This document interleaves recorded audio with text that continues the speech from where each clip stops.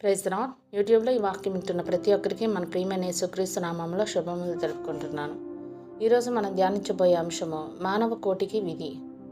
ఈ అంశం కొద్దిసేపు ధ్యానించమని దేవుడు నన్ను ప్రేరేపించారు. అయితే వాక్యంలోకి వెళ్ళబోయే ముందు ఇప్పటివరకు నా ఛానల్ చూస్తూ కూడా సబ్స్క్రైబ్ చేయని వారైతే దయచేసి సబ్స్క్రైబ్ చేయండి, నన్ను కొంచెం సపోర్ట్ చేయండి. మర్చిపోకుండా వాక్యం నలుగురికి షేర్ చేయండి, ఇంకా లైక్ చేయండి. మీరు లైక్ చేయడం ద్వారా వాక్యం నలుగురికి రీచ్ అవుతుంది. ఇక వాక్యంలోకి వెళ్ళిపోదాం. ప్రసంగి గ్రంథము 12వ అధ్యాయం 13వ వచనము. ఇదంతయు వినిన తర్వాత తేలిన ఫలితార్థం ఇదే: దేవుని యందు భయభక్తులు కలిగి ఉండి ఆయన కట్టడలను అనుసరించి నడుచుకొనవలెను. మానవ కోటికి ఇదియే విధి. ఆమేన్. తమ యవ్వన కాలమంతా ఈ లోకానుసారమైన జీవితం జీవించి వృద్ధాప్యంలో దేవుని దగ్గరకు వచ్చి చాలా భక్తిపరులుగా మారిపోతారు. అంతకుముందు వారు జీవించిన జీవితం దేవుడు చూడనట్టు, వారు చేసిన పనులు దేవుడు మర్చిపోయి ఉంటాడన్నట్టు నీతిమంతుల అవతారం ఎత్తుతారు.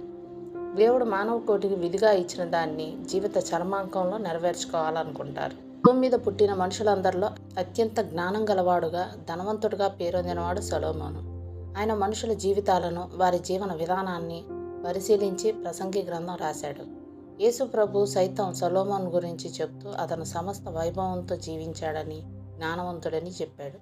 సొలొమోను అంతటి జ్ఞానం కలిగిన వ్యక్తి తన స్వీయ అనుభవంతో భూమి మీద మనుషులు జీవించడానికి పడే పాట్లు వ్యర్థాలని, ఒకడు గాలికి ప్రయాసపడినట్టేనని నిర్వచించాడు. ఈ లోకంలో మనుషులు ఎంతో కష్టపడి సంపాదించుకున్న జ్ఞానాన్ని బట్టి కానీ, ధనాన్ని బట్టి కానీ, విలాసవంతమైన జీవితాన్ని బట్టి కానీ సంతోషంగా ఉండలేకపోతున్నారు.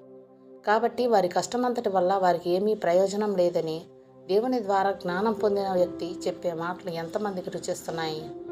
జీవితాన్ని కాచి వడపోసి సంపాదించిన అనుభవంతో చెప్పే మాటలు తమ జీవితాలకి అన్వయించుకోవడానికి ఎంతమంది సిద్ధంగా ఉన్నారు? ప్రసంగి గ్రంథం 1వ అధ్యాయం 13వ వచనంలో వారు దీని చేత అభ్యాసం నొందవలనని దేవుడు మానవులకు ఏర్పాటు చేసిన ప్రయాసము బహు కఠినమైనది అంటూ పరిశుద్ధ గ్రంథంలో రాయబడి ఉండటం చూస్తాం. ఈ లోకంలో జీవించడం మనుషులకు చాలా కష్టతరమైంది. ఈ భూమిని సృష్టించిన దేవునితో సత్సంబంధం లేకుండా మనంతటా మనమే బ్రతకడం మన శక్తికి మించింది. మన శక్తికి మించిన భారాన్ని మనమే మోయాలనుకోవడం వల్లనే ఈ జీవితం మనకి కష్టంగా ఉంటుంది. మనం ఎలా నడవాలో దేవుడు నిర్దేశించిన ప్రకారం నడిస్తేనే మన బ్రతుకు ఎలాంటి ఒడిదుడుకులు లేకుండా సాఫీగా సాగిపోతుంది. మనం కోరుకునే ఐశ్వర్యంలో కానీ, హోదాలో కానీ, ధనంలో కానీ ఎలాంటి సంతోషం ఉండదని దాన్ని అనుభవించి అధ్యయనం చేసిన వ్యక్తి ఒక పుస్తకమే రాసి మనకిచ్చాడు. దాన్ని మనం నమ్మితే బాగుపడతాం, లేదంటే ఈ బతుకు కష్టాలతోనే ఈడ్చుకుంటూ వెళ్ళాలి. దేవుని యందు భయభక్తులు కలిగి ఉండి ఆయన కట్టడలను అనుసరించి నడవడమే మనిషి జీవితానికి పరమార్థమని అంగరంగ వైభవంతో జీవించిన సొలొమోను చిట్ట చివరిగా తేల్చి చెప్పాడు. మరి మనం దేవుని యందు భయభక్తులు కలిగి జీవితామా, లేదా మన ఇష్ట